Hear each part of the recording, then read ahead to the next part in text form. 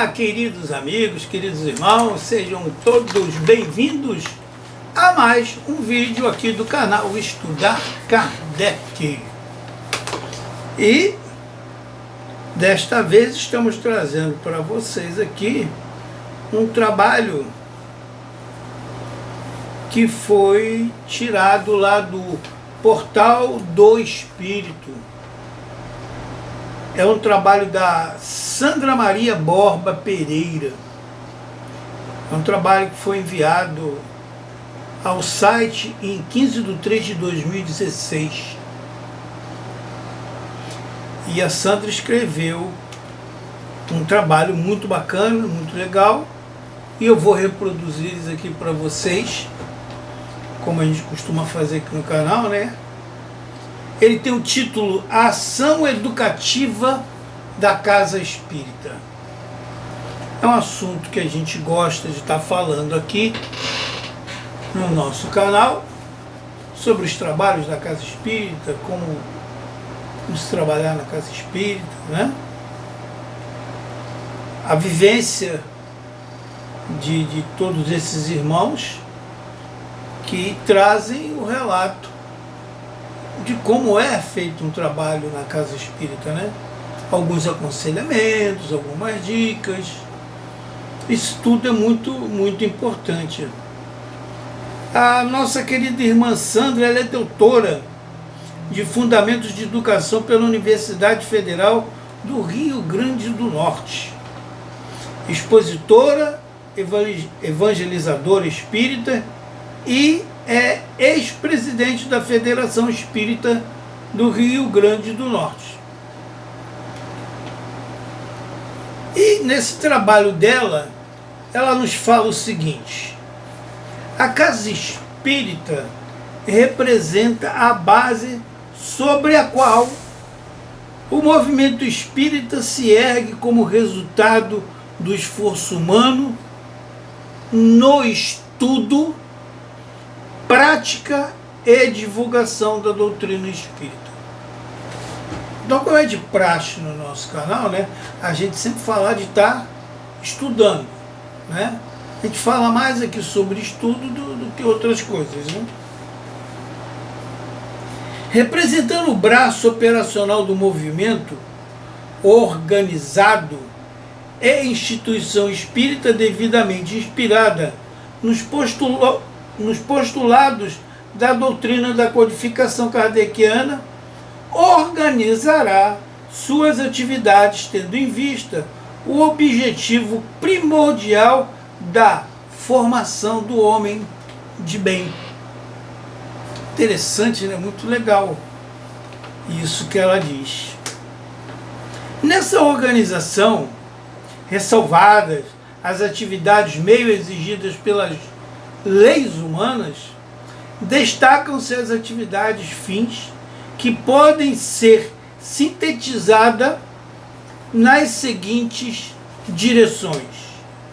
E traça ela: primeiro, estudo ou formação doutrinária. Segundo, prática ou vivência da doutrina e seus postulados. Terceiro, divulgação, englobando todas as ações específicas levadas a efeitos pelas instituições no cumprimento às orientações contidas na doutrina espírita. A primeira instituição espírita, que foi a Sociedade Parisiense de Estudos Espíritas, fundada por Allan Kardec, define no seu caráter educativo quando estabelece no artigo 1º do seu regimento: a sociedade tem por objetivo o estudo de todos os fenômenos relativos às manifestações espíritas e suas aplicações às ciências morais, físicas, históricas e psicológicas.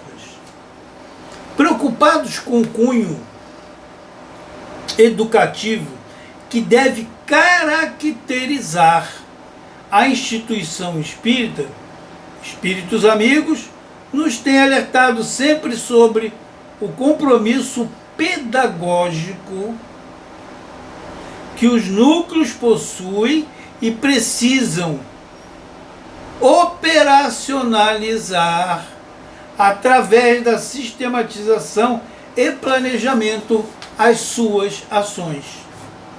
Ou seja, você tem que delinear, né?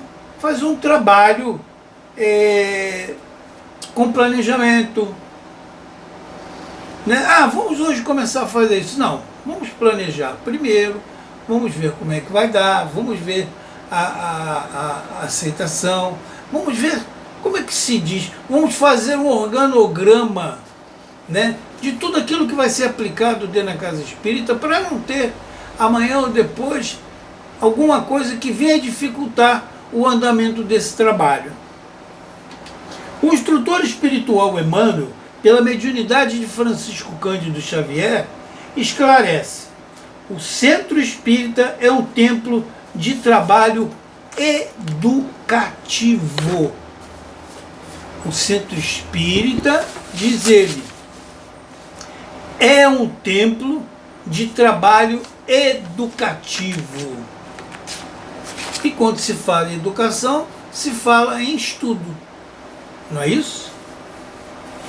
Escola Benemérita. O templo espírita é um lar de luz aberto à instrução geral para o entendimento das leis que regem os fenômenos da evolução e do destino. Um centro espírita é uma escola aonde podemos aprender e ensinar, plantar o bem e recolher as graças, aprimorarmos-nos, aperfeiçoarmos-nos os outros na senda eterna. E mais uma vez, quando ele diz escola, escola é lugar onde se estuda. O antigo dirigente do movimento espírita de Pernambuco, Djalma Montenegro de Farias, pela mediunidade de Valdo Pereira Franco, indica em 2 ricas mensagens específicas sobre o assunto, o caráter da casa espírita. E tem um, diz ele, escola de almas na terra, oficina de socorro e aflições, oásis no deserto das ideias materialistas, hospital, atende a todos os doentes, templo, atende o pranto, escola, ensina as diretrizes da vida feliz, núcleo de assistência, escola de espiritismo e escola de aprendizagem e renovação.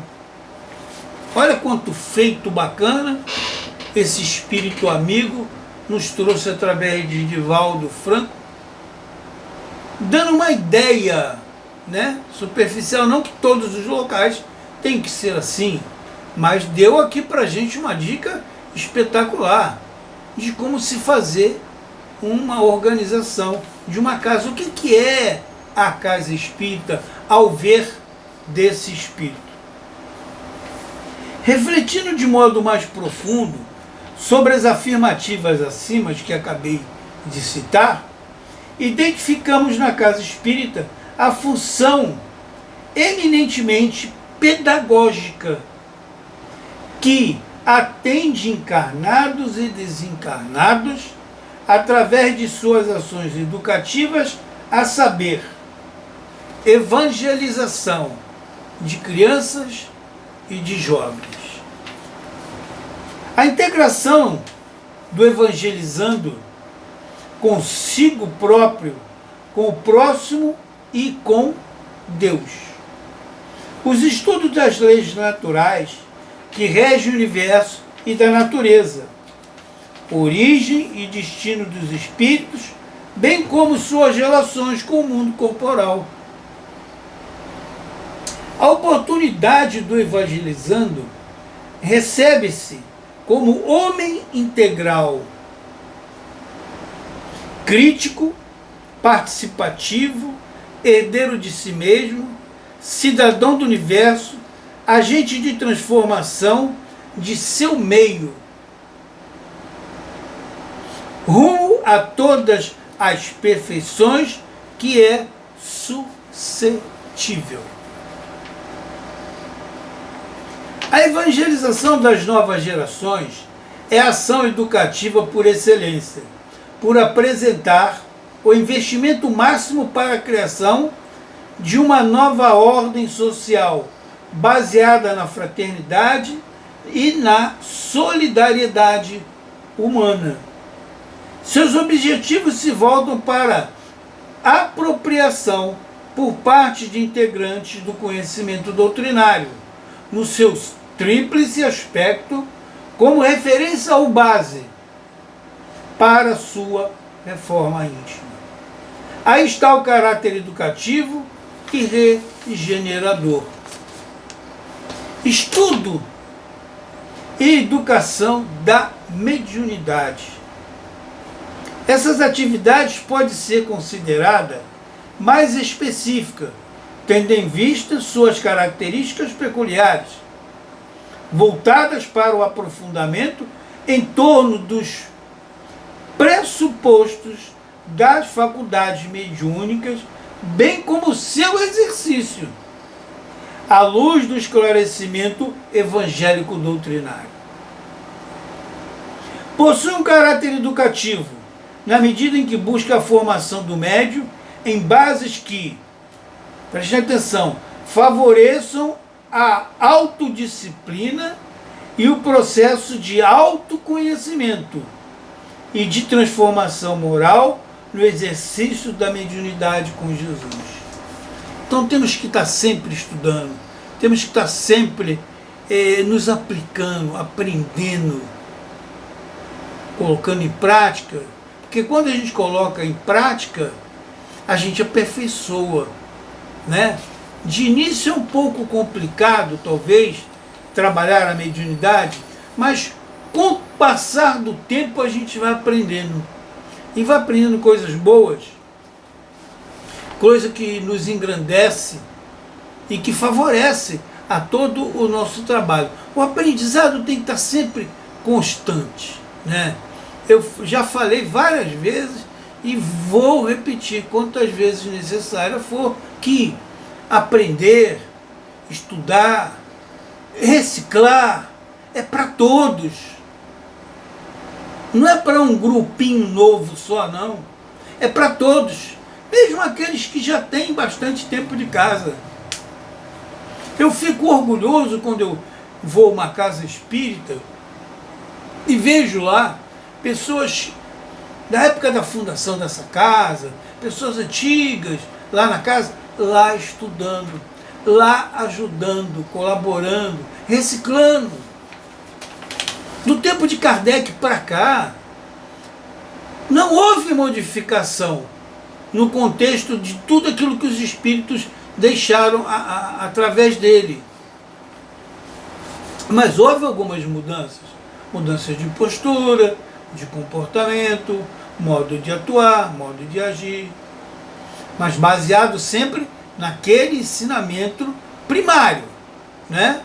Fundamental das obras básicas, das obras fundamentais. E eu acho isso muito importante. E sempre bato aqui nessa tecla. Eu acho que tem que estudar. É como eu vi outro dia um amigo falar, normalmente dirigente de casa espírita, presidente de casa espírita, não gosta de tomar passe. Por quê? Ele é blindado? Ele não sofre ataque da espiritualidade? Claro que sim. E qual é o problema de vez em quando tomar um passe, não é? Passá-la pela desobsessão? Isso é bom, isso é importante. Continua ele.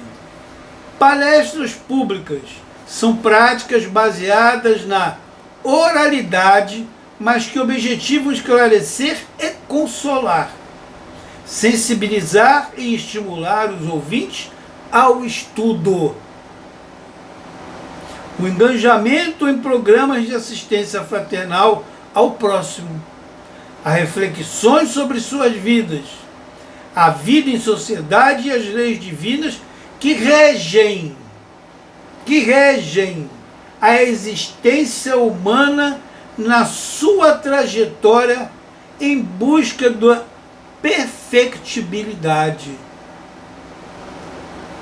É importante as palestras, é importante o estudo, nos traz crescimento, nos traz reflexões. É tarefa educativa pelos elevados objetivos, de suscitar ao ouvinte o desejo de mudança consoante os paradigmas evangélicos doutrinários, corporificados no ideal do homem de bem. É porque por muitas das vezes, acredito eu que ela tenha pensado dessa forma, e eu penso assim, e já verifiquei por algumas vezes, que muita gente vai à casa espírita assistir uma palestra, mas sai dali como se nada aprendesse. A gente tem que ir à casa espírita, assistir as palestras e trazer junto com a gente o aprendizado que o irmão nos deixou lá, na sua fala, na sua exposição. É simplesmente para ir lá, para depois da palestra, tomar um passo ou beber uma águazinha fluidificada.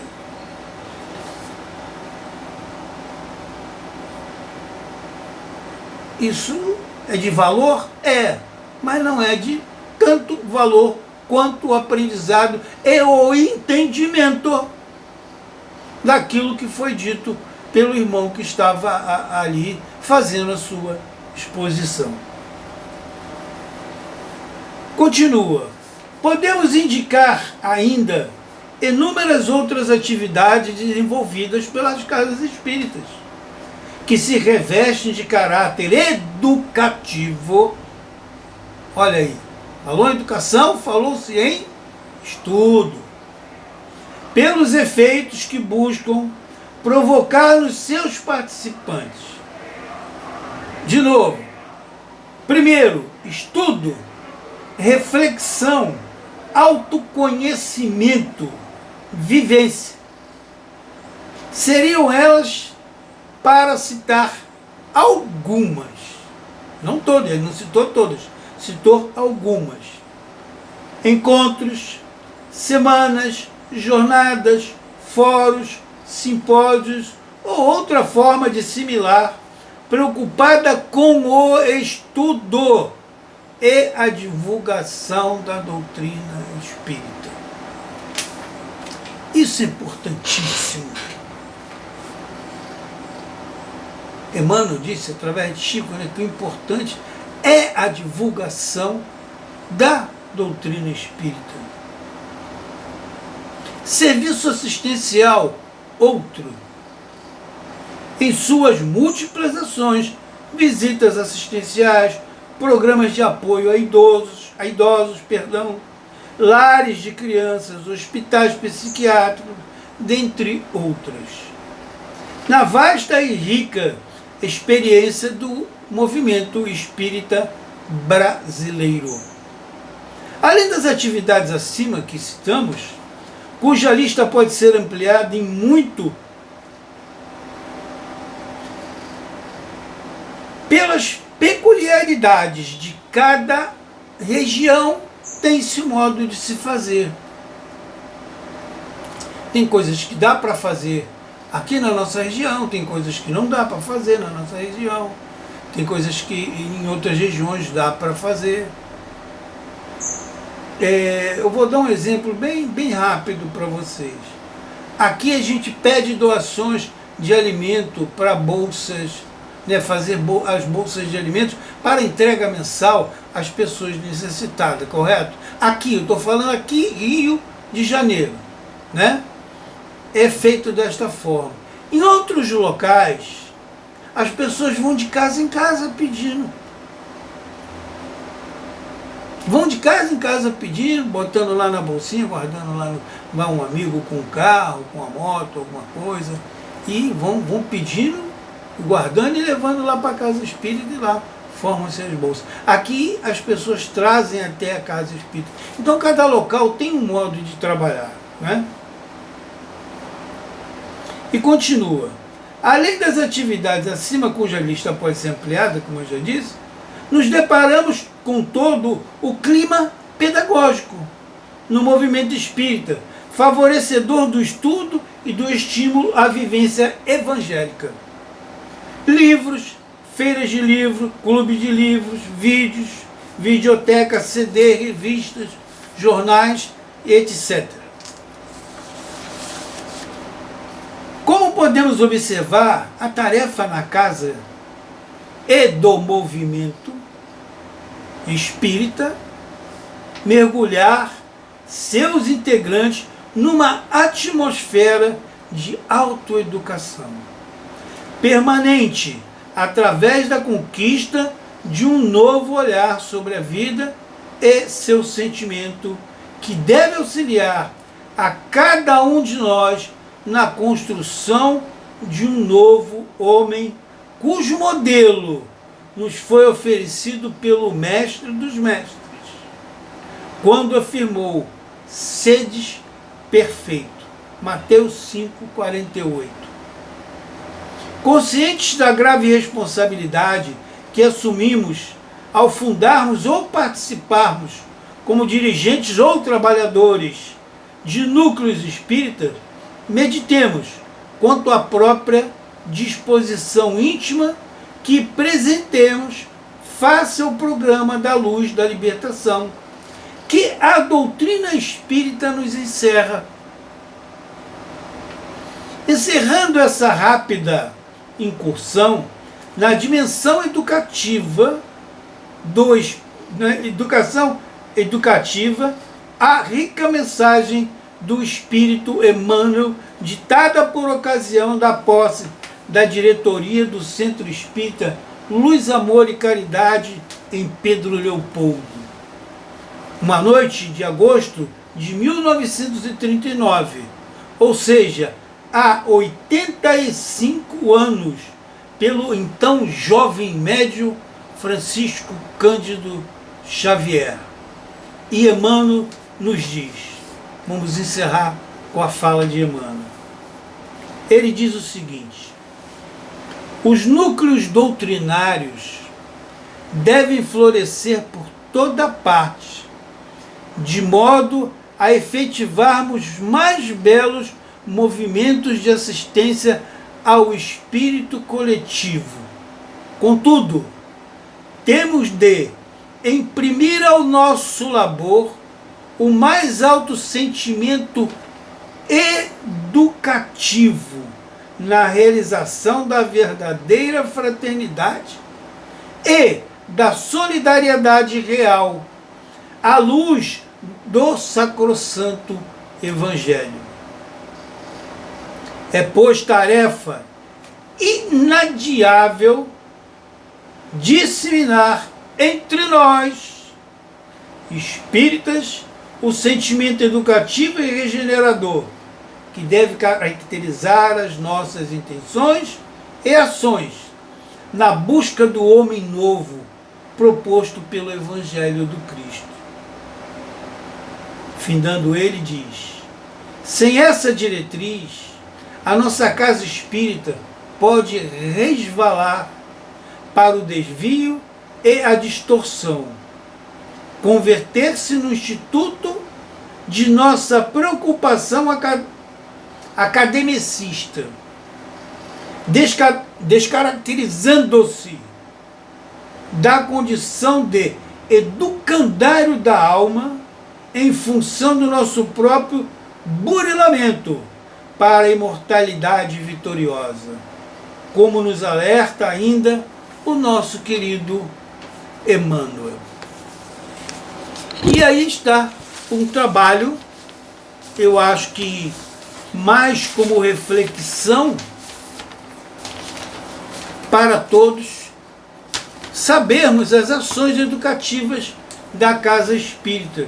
Esse trabalho muito bacana, e fica aqui o nosso agradecimento a Sandra Maria Borba Pereira, uma grande divulgadora do Espiritismo, que está no Portal Espírita, Portal do Espírito, perdão, que foi enviado em 15 de março de 2016 para este site.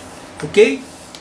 Queridos irmãos, queridas irmãs, fica aí mais um trabalho para a reflexão de todos vocês sobre o movimento espírita, a Casa Espírita, o que podemos fazer para auxiliar, o que devemos tentar unir para engrandecer mais esse trabalho de estar ajudando o próximo, estar perto do próximo sempre, né?